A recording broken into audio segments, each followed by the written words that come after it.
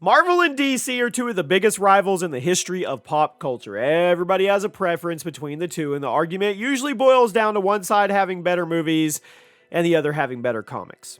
Throughout the years, the two companies have taken jabs at one another, but they've also teamed up on occasion. But this video isn't about some giant MCU DC crossover. Instead, I want to talk about the recent rumor that's been spreading regarding Marvel's Evil Justice League parody from the 70s and the possibility that may actually end up on the big screen in the MCU. Welcome to the Chaos Multiverse, everybody. Jimmy or Chaos, the Evil Justice League in the MCU.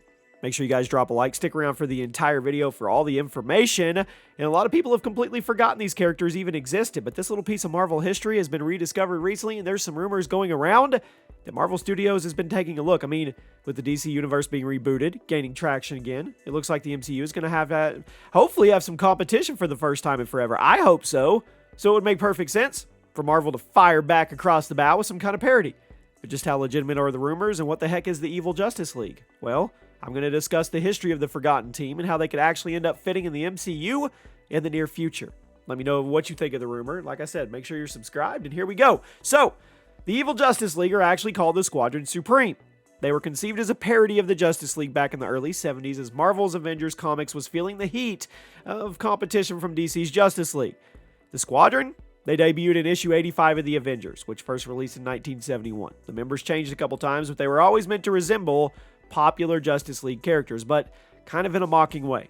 Unlike the Justice League, the Squadron Supreme were villains, just to further mock DC's lineup of heroes. If you look back, it was actually a pretty petty move by Marvel, but I kind of like it. It's kind of that, I mean, it's that petty creativity. I wish we could get more modern comics, but that's a video for another day. The point is, Marvel has had an evil parody of the Justice League in their legacy, and now that DC is starting to build out their cinematic universe back up, it's a perfect time to bring the Squadron Supreme out of retirement. A few days ago, Marvel insider Casey Walsh randomly tweeted out a picture of the Squadron Supreme. No actual reasoning. Later, when a reply asked him if the Squadron Supreme was going to show up in Season 2 of Loki, he said, "No idea.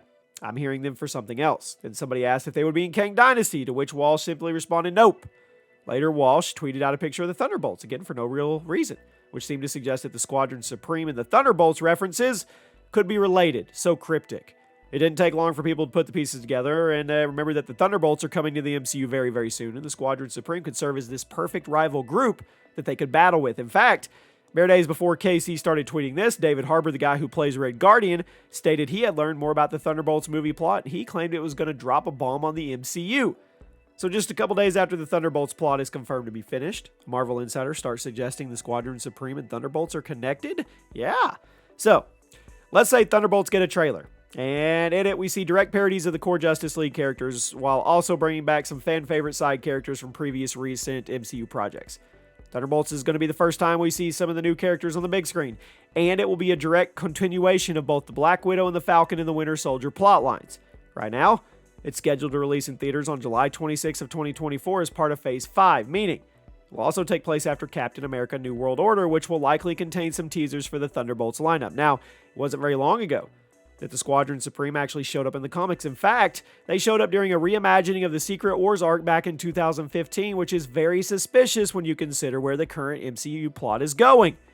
With everything getting more involved with the multiverse plotline and the build-up to Secret Wars well underway, I wouldn't be shocked at all if the Squadron Supreme somehow shows up in their universe and they could get wiped out by an incursion in a future movie. For those that are out of the loop, the whole point of the Secret Wars plotline has been that the entire universes and timelines can be wiped out in an instant, but they can also come together in one unified timeline, which is how many people are expecting Marvel Studios to officially integrate the Fox X-Men universe, all that stuff. But if Marvel wants to start getting crazy, introduce the multiverse in the main storyline, one very effective way they can do that is to put an evil version of the Justice League right around the time that the actual Justice League are becoming popular. Yep. Remember, Thunderbolts is going to come out in 2024. In the meantime, Warner Brothers and DC are going to keep releasing new movies based on popular characters that also happen to be part of the Justice League. We know another Justice League movie is slowly coming, and it's slowly being built up. But with Marvel already having a Justice League parody team in their legacy, why not bring it back?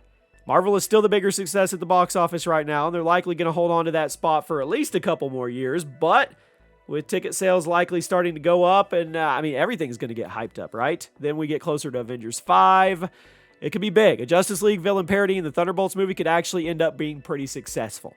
Now, it kind of makes me wonder about the tone of the Thunderbolts movie. A whole lot of people have been saying Thunderbolts is going to have a similar tone to Suicide Squad, which I see that, a fair conclusion to that. It's a team-up movie with a bunch of likable villains, kind of villains, not villains, government pushed villains, anti-hero, I don't know what to call them, ragtag bunch. I mean, we'll see, right? Marvel has also alluded to this before, and since the MCU already has a lot of comedy in its formula, making over-the-top action comedy about a bunch of villains could actually be pretty successful. But if the movie's going to have a similar tone to Suicide Squad, that also means having the evil Justice League as the main antagonist would be perfect. At that point, things like incursions and multiple timelines, they should be relatively common knowledge for MCU viewers, so it wouldn't be that far-fetched to see that used in a way to bring the Squadron Supreme so the Thunderbolts have an equal evil team of antagonists to beat up on, and it wouldn't technically influence the MCU timeline too much. Heck, they probably wouldn't even need to use incursions in the multiverse. I don't think it would be too hard for the Squadron Supreme to be introduced to the MCU and then disposed of in the same movie, in the Thunderbolts movie. Or perhaps they just get beaten around enough to disband, and then they come back together for Secret Wars one more time. I think the Justice League parody on the big screen during a time when both Marvel and DC will be releasing big blockbusters is a fantastic idea for the marketing team, because if they do it right, they are going to draw in way more potential audiences. Instead of just attracting MCU fans and action movie fans, they're going to draw DC fans, comedy fans, people who enjoy comic book comedies like The Boys, Deadpool, Suicide Squad. By the time Thunderbolts hits theaters, Deadpool 3's marketing is going to be ramped up, and there will likely have been another Suicide Squad-related movie in the movies as well. On top of that, there's a number of other DC movies, Aquaman 2, Shazam 2, The Flash, currently on release for schedule in 2023. So the Justice League cast, they will be fresh in moviegoers' minds. And by the time Thunderbolts comes along, it can be funny. Now basically, if Marvel decides to make Thunderbolts into a more goofy, self-aware comic book movie like Suicide Squad or Deadpool, they're probably going to get a lot of mileage out of the DC parody. They would. But if they don't bring their A-game with the jokes and the action, it's going to feel cheap. It's going to feel unwarranted, which could backfire. It's also the risk you run when you do a parody of something popular. If you do it well, you get a huge boost from the original fan base. If you do it poorly, that fan base is going to eat you alive. Bad parodies just feel cheap and petty, but good parodies, they feel amazing. Now, in a way, I'm nervous about this because recent Marvel projects have already tried and failed at the meta comedy like this, but if they could hire the right people, let them do their best without creative restrictions, maybe have Ryan Reynolds on the script, Thunderbolts could be a proper rival to DC's Suicide Squad. Now, granted, I don't think Marvel is going to let the Thunderbolts come with an R rating like Suicide Squad does, but I think this could be actually to their advantage. And for the record, I know a lot of old school Thunderbolts fans probably hate how much I'm comparing them to the Suicide Squad, but if you're looking at the two properties from the perspective of big movie studios, you kind of have to compare them in contrast. I'm sorry. You guys let me know what you think.